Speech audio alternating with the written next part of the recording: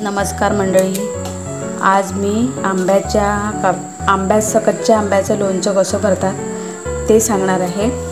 त्यासाठी हे पहा, मी कापी 2 दिवस आधी हे कच्चे आंबे कापलेले आहेत आणि 2 मीठ लावून आणि हळद लावून 1 रात्र ठेवले आणि दुसऱ्या दिवशी सुकत घातले हे कापी आणि स्वच्छ आता मी साफ करून घेतलेले आहेत। 2 ऊन मस्त सुकवलेले आहेत, त्यामुळे सुकलेले पाणी त्यांचं हे झालेलं आहे, सुकलेलं आहे, पण कडक खूप झालेले नाही आहेत आणि कडक करायचे पण नाही आहेत।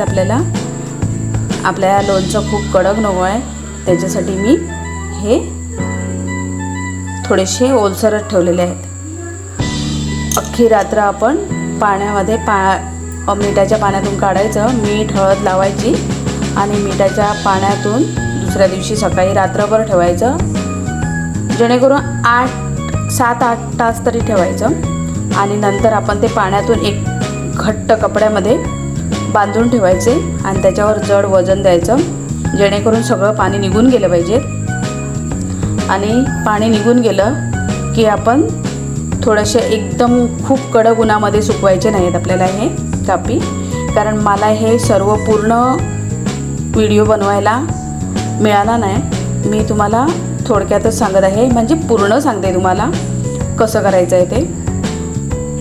तर हे सर्व उन्हामध्ये मस्त कापी सुकवायच्या, खूप उन्हामध्ये, कडक उन्हामध्ये नाही, कोवळ्या उन्हामध्ये, आणि 2 ऊन मस्त द्यायची आणि लोणचं भरायचं। त्याच्यासाठी हे कापी आणि इथे मी माझ्या ह्या 3 किलो कापी आहेत, 3 किलो आंबे होते, सॉरी आंबे 3 किलो नाही, आंबे जास्त होते, पण कापून सर्व 3 किलो झालेले आहेत। आणि त्याच्यासाठी आम्हाला गोड जास्त लागत नाही, त्याच्यासाठी हे मी 1.25 किलो गूळ घेतलेला आहे, गूळ बारीक करून घेतलेला आहे, पाहू शकता तुम्ही। तर आता पुढची रेसिपी, तर इथे मी तेल पण घेतलेलं आहे उकळवून।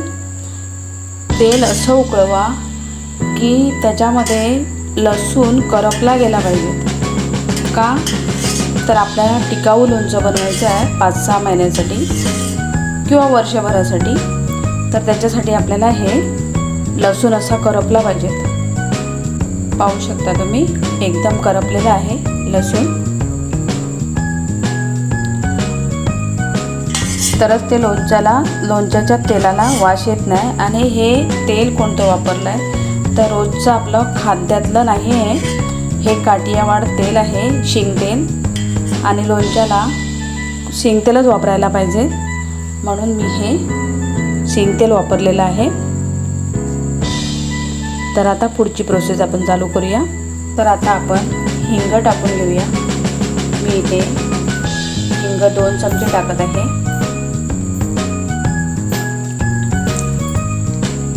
खूप उकळतं तेल नाही आहे, थोडंसं थंड करून घेतलेलं आहे मी।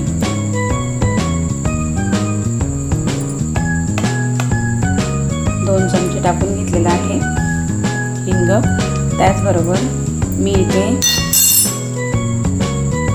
लवंग घेतलेले आहेत, काळी मिरी घेतलेले आहेत आणि थोडीशी बडीशेप घेतलेली आहे आणि मेथीदाणा आणि लवंग यासाठी टाकायचे आहेत। तर आपण तेल जे वापरतोय, कोणतंही तेल वापरलं तरी त्या तेलाचा नंतर वास येणार नाही, यासाठी हे वापरायचं आहे आपल्याला, पाहू शकता तुम्ही। आणि मी आता ते टाकून घेत आहे।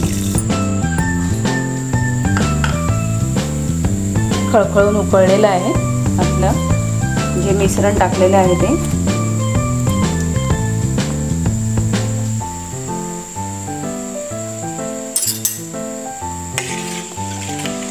खूप भाजायचं नाही आपल्याला हे हिंग वगैरे, थोडंसं भरपूर उकळून घ्यायचं तेल, मंद आचेवरच घ्यायचं उकळवून। पहिलं थोडंसं फास्ट ठेवायचा गॅस आणि नंतर मंद आचेवरच उकळत ठेवायचं आणि मंद आचेवरच आपल्याला लसूण करपवून घ्यायचं आहे।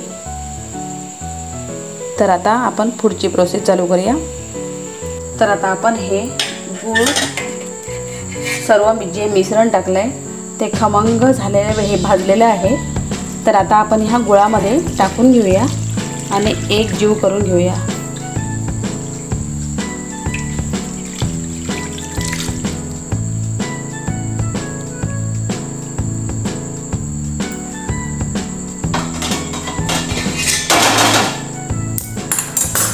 आता हे गूळ एक जीव होईपर्यंत आपल्याला ढवळत राहायचं आहे.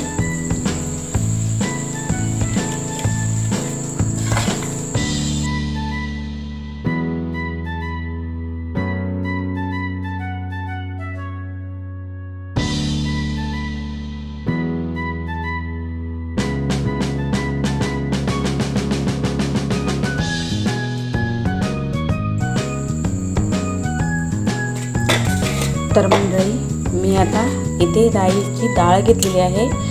ती 3 किलोसाठी मी पाव किलो घेतलेली आहे आणि पाव किलो डाळ मी मिक्सरमध्ये बारीक करून घेतलेली आहे. म्हणजे खूप बारीक नाही, पीठ नाही करायचं आहे आपल्याला, थोडीशी जाडसरच ठेवायची आहे. पाहू शकता तुम्ही. तर आता मी या प्रोसेसला इथे मी ही डाळ टाकून घेते हे सर्व.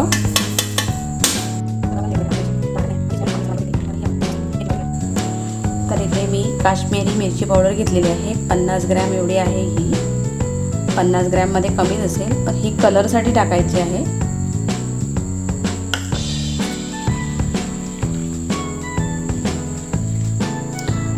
आता मी 3 किलोसाठी 2 बेडेकर मसाल्याची पॉकेटं घेतलेली आहेत आणि ही कोणत्या पण दुकानामध्ये आपल्याला मिळतात. तर आपण ही वापरूया. तुम्हाला पाहिजे तर तुम्ही घरी पण मसाला बनवू शकता. त्याची पण तुम्हाला पाहिजे असली तर रेसिपी मी टाकू शकते, पण मी आता सध्या घाई आहे म्हणून मी बेडेकर मसालाच वापरते.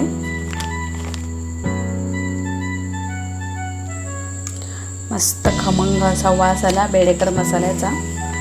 तर आपण 3 किलोसाठी 2 पॉकेटं वापरत आहे बेडेकर मसाल्याची.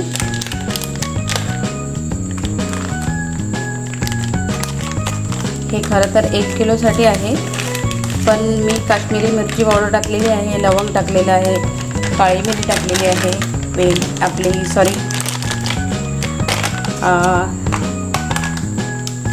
काय बोलतात ती बडीशेप पण टाकलेली आहे. म्हणून मी त्यासाठी हे मिरची आपले बेडेकर मसाले 2च पॉकेट टाकलेली आहे 3 किलोसाठी. तर आपण आता हे पुन्हा एकजीव करून घेऊया. कापी लगेच टाकायचे नाही आहेत, कापी आपल्याला शेवट टाकायचे आहे. मस्त थंड झाल्यावर सर्व मिश्रण गरम गरम मिश्रणामध्ये आपल्याला आंब्याची कापी टाकायची नाही आहेत. मस्त खमंग असा वास येतोय छान लोणच्याचा. तरी ते आता तुम्ही म्हणतील की मीठ नाही टाकलं आहे अजून. मग आता मी मीठ घेतलेलं आहे. हे पण 50 ग्रॅम मीठ आहे. जास्त आपल्या कापीला लागलेलं आहे मीठ, तरी पण आपल्याला थोडंसं टाकायला लागते मीठ, म्हणून मी हे 50 ग्रॅम मीठ टाकत आहे. लागलं तर नंतर टाकू शकतो आपण.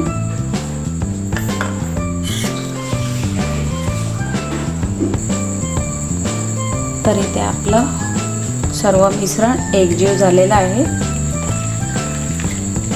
पाहू शकता तुम्ही. गूळ पण आपलं मस्त मेल्ट झालेलं आहे. आता आपण इथे कापी टाकून घेऊया थोडी थोडी करून.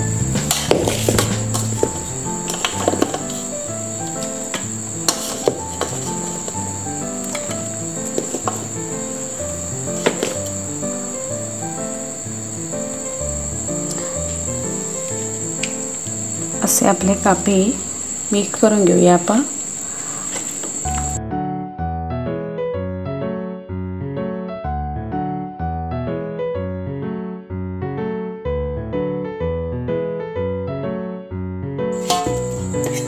टोपामध्ये सर्व घालून घेऊया आपण हे, जेणेकरून त्याला सर्व तेल पण लागू शकतो.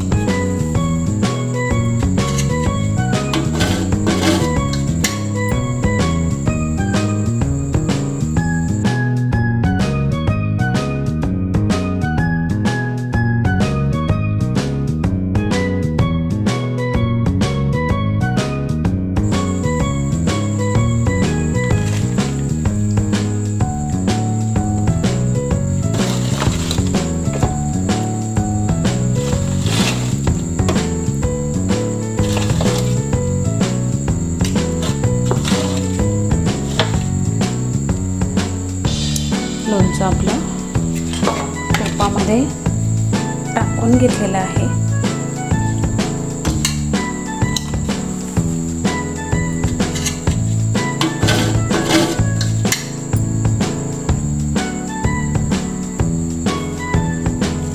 चला आपण 2 दिवस ह्या टोपामध्ये आपण ठेवून द्यायचं आहे हे लोणचं.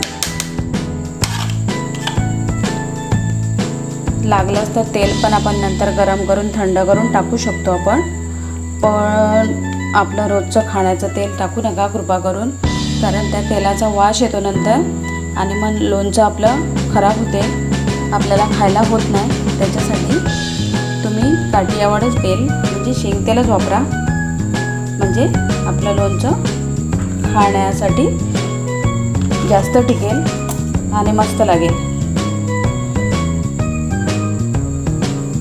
चला तर मग माझा व्हिडिओ बघितल्यावर धन्यवाद.